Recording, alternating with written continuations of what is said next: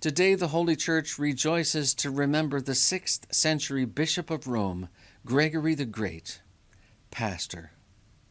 We turn again to Celebrating the Saints by William Whedon.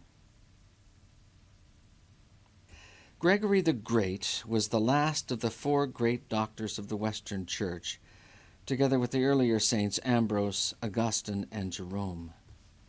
Gregory was a capable administrator, having served earlier in his life as mayor of Rome, a post he assumed at the young age of 33. He restored a measure of prosperity and order to the decimated city, weakened by waves of barbarian invasions and plague. His successful civil service could not still an inner yearning. He felt a calling to serve in the church.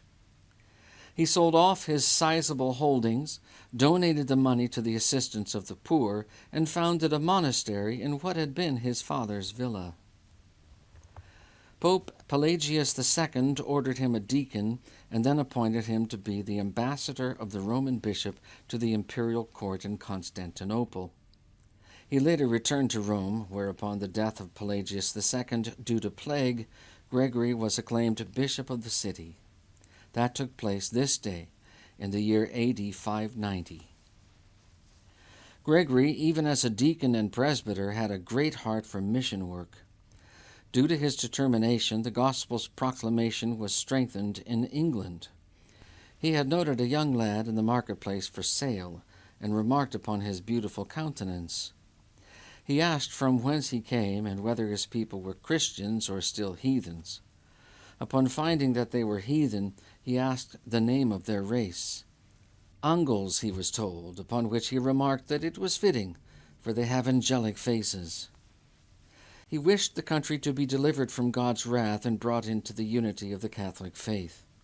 Toward that end, he begged the Pope, this was before his own elevation, for leave to preach the gospel in that land. The Pope, however, was not about to lose his right-hand man. It would fall to St. Augustine of Canterbury to preach the gospel and begin organizing the church among the Germanic tribes that had invaded and largely displaced the original Britons. Gregory is remembered also for bringing order and discipline to the music of the Latin Church, for adding the Lord's Prayer to the order of service in the Roman Church, bringing it into conformity with wider Christian practice, and for writing the Pastoral Office, a handbook on the ministry that continued in use for a millennium. Amen.